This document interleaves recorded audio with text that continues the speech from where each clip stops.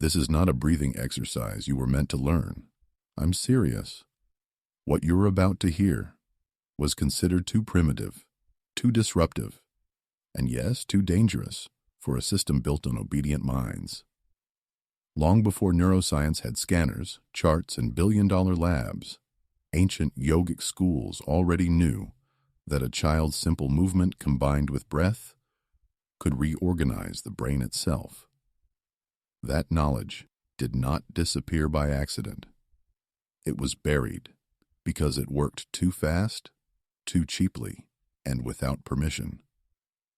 You were trained to believe intelligence is fixed, that focus problems are normal, that children must sit still, swallow information, and somehow try harder.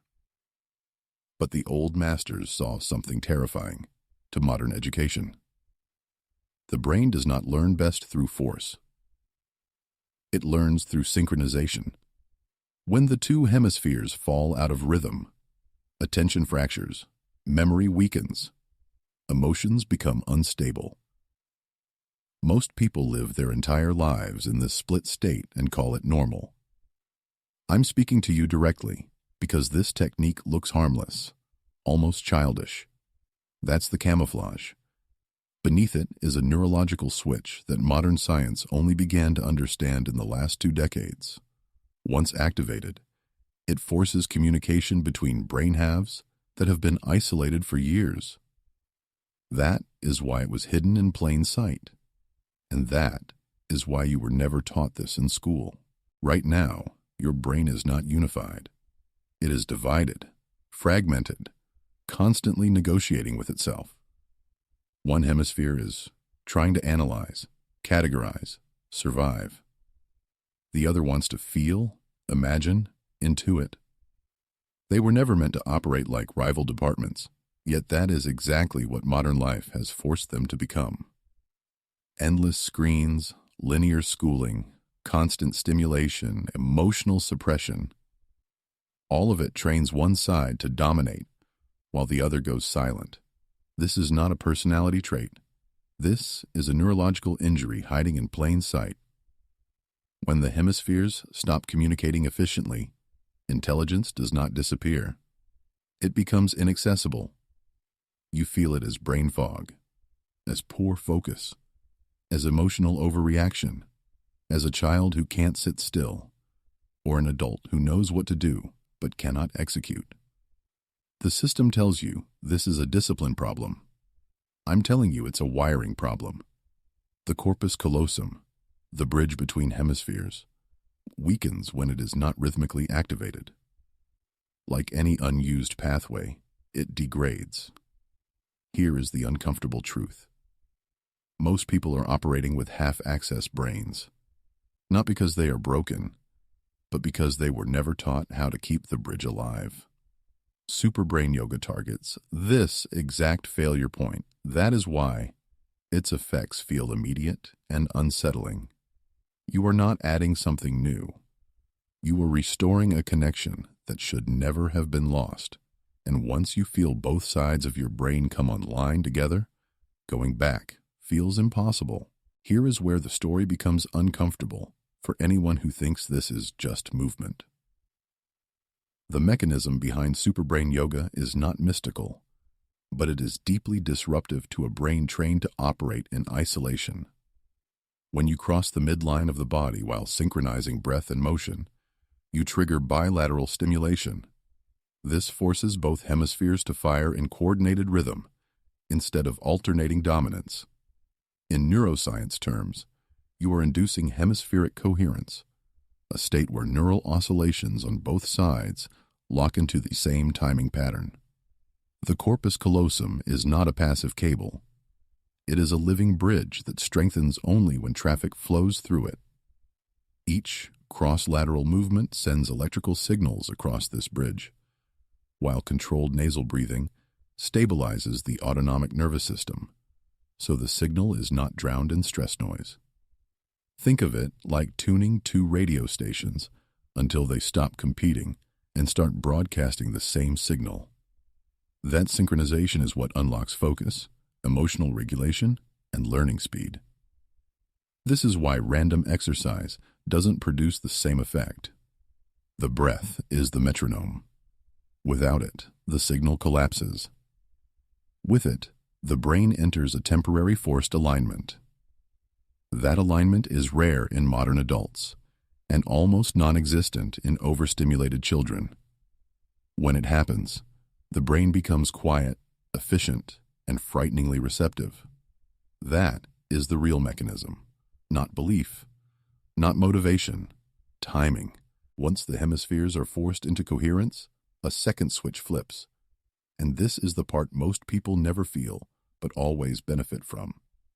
Blood flow shifts toward the frontal lobes, the command centers responsible for attention, impulse control, and working memory. At the same time, the brain increases the release of key neuromodulators, especially BDNF and acetylcholine, chemicals that signal to neurons that now is the moment to learn, to adapt, to rewire. BDNF is often called fertilizer for the brain, but that description is incomplete.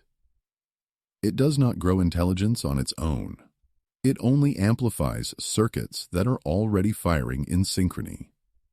This is why Superbrain Yoga works so differently from passive meditation or random breathing drills. The bilateral movement creates the pattern. The breath stabilizes it. The chemistry locks it in.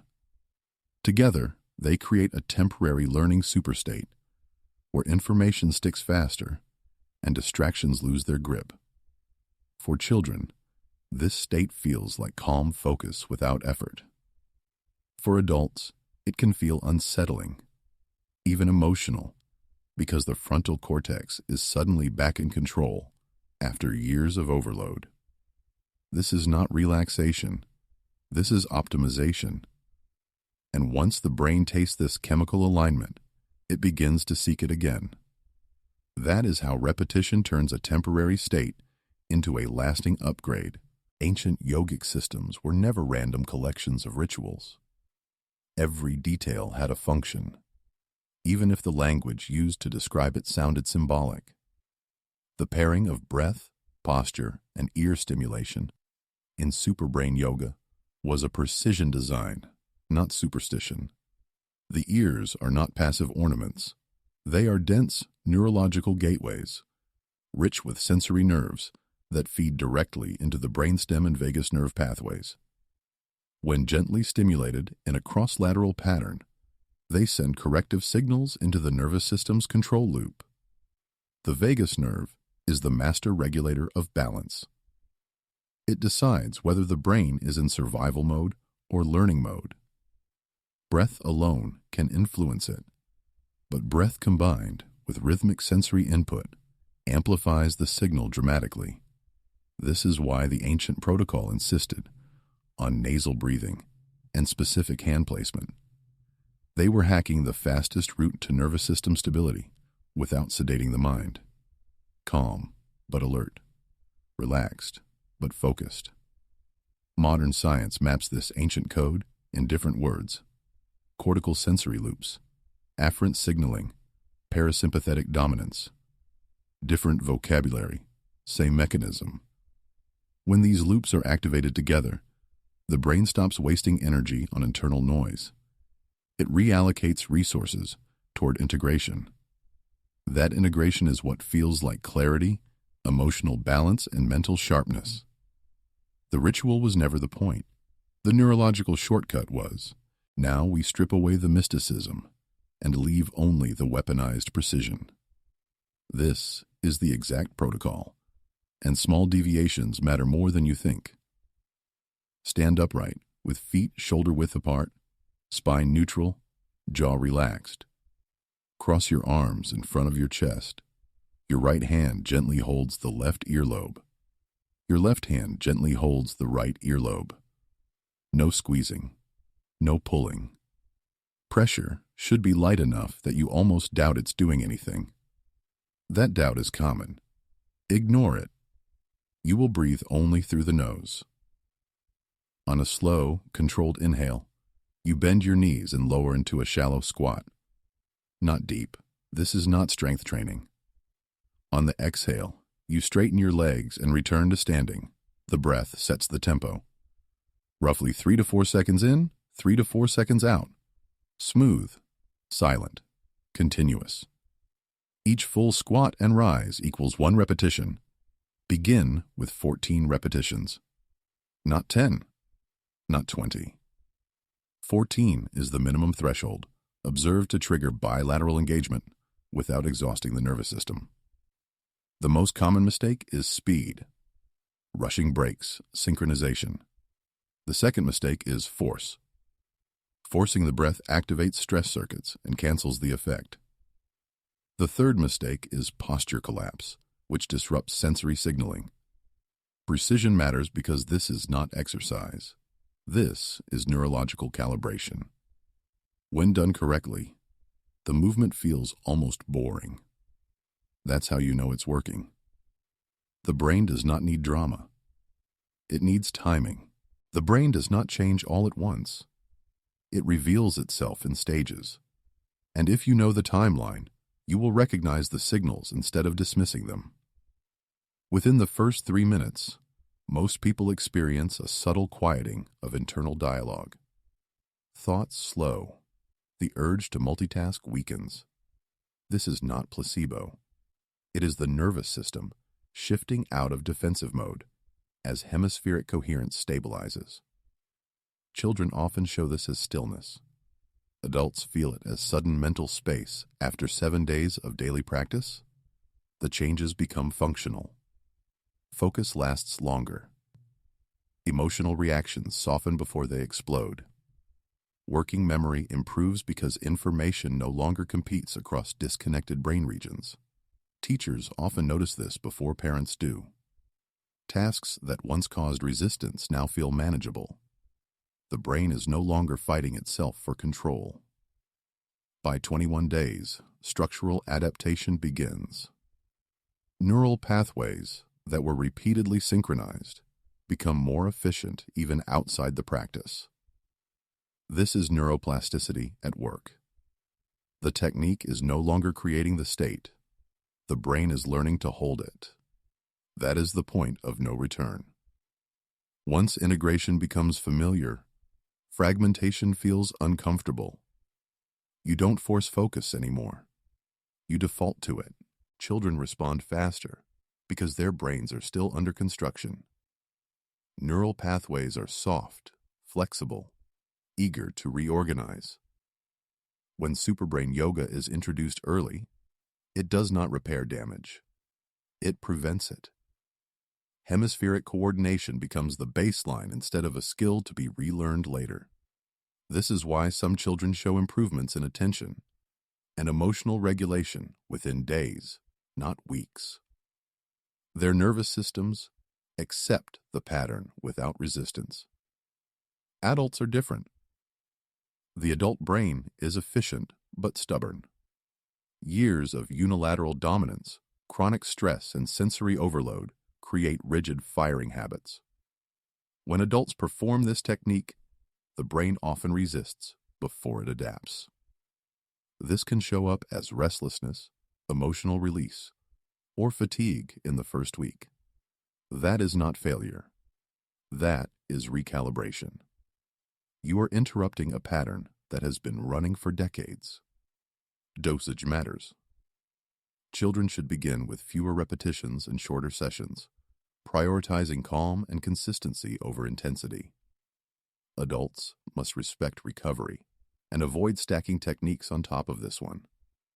More is not better. Precision is.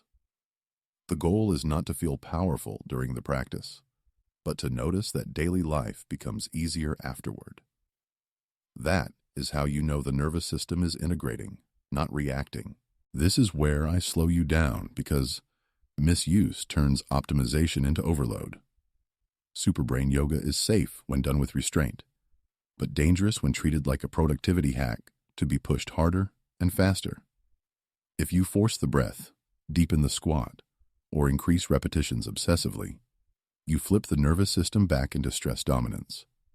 The very coherence you are trying to build collapses under pressure. More effort does not equal more intelligence. it equals interference. There are people who should not practice this without supervision. Anyone with uncontrolled seizures, severe vertigo, recent brain injury, or acute psychiatric instability must not stimulate bilateral circuits aggressively. The brain must be stabilized before it is synchronized. Ignoring this is not bravery. It is recklessness. Even for healthy individuals, signs of overuse include headaches, emotional flooding, irritability, or mental fatigue that lasts beyond the session. These are warnings, not milestones. Understand this clearly. This practice does not add power. It removes noise. When you push it, you reintroduce noise through force. The ancient systems warned against this, even if they use different words. Balance before intensity. Consistency before ambition. If you respect the boundaries, the technique sharpens you. If you violate them, it dulls you. The line is thin, and discipline means knowing where to stop. If this technique is so effective, the real question is not why it works, but why you never heard about it in the places that claim to optimize intelligence. The answer is uncomfortable. Systems built on compliance do not benefit from self-regulating brains. A nervous system that can synchronize itself does not require constant external control, stimulation, or correction. It becomes harder to manipulate, harder to exhaust, harder to distract. That is not profitable. Schools prioritize output over integration. Productivity culture rewards speed over coherence. Pharmaceutical models treat symptoms of fragmentation while ignoring its neurological cause. A free technique that restores hemispheric communication undermines all three. It cannot be patented. It cannot be branded. It cannot be drip-fed as dependency. So it is quietly ignored, labeled unscientific, or reduced to a curiosity with no urgency attached. This is not a conspiracy in the dramatic sense. It is inertia. The system continues teaching what is easy to measure, not what is essential to function. Superbrain yoga does not fit neatly into standardized metrics, yet its effects are felt immediately by anyone who practices it correctly. That makes it dangerous in a different way. Once you experience internal coherence, you stop outsourcing control of your mind. And that shift alone is enough to threaten any structure built on distraction. Integration is where this stops being an exercise and becomes a lever. Superbrain yoga is not meant to live in isolation, performed once and forgotten. Its real power appears when you place it directly before moments that demand cognitive control. Before studying, before teaching, before difficult conversations, before a child is asked to sit and focus. 3 to 5 minutes is enough to reset the nervous system into a cooperative state instead of a combative one. The mistake most people make is stacking stimulation. They add music, affirmations, intense workouts, caffeine. All of that competes with the coherence you just created. Integration means subtraction. Perform the protocol, then go straight into the task. No phone. No noise. Let the brain use the alignment you just gave it. This is especially critical for children. Their nervous systems learn by association. Calm focus before effort teaches the brain that learning is safe. Over time, the need to prepare decreases. The brain begins to access coherence automatically under pressure. That is the real upgrade. You are not dependent on the technique. The technique trains the nervous system to remember what integration feels like. When that happens, attention becomes stable, emotions become proportional, and learning stops feeling like a battle. That is not motivation. That is neurological leverage. Now comes the part where belief is irrelevant. I am not asking you to trust this. I am challenging you to test it. For the next 7 days, perform this protocol once a day. preferably before a task that normally drains you. No modifications, no optimization, no shortcuts. 14 repetitions. Nasal breathing. Calm precision. Then observe. Not your feelings during the exercise, but your behavior afterward.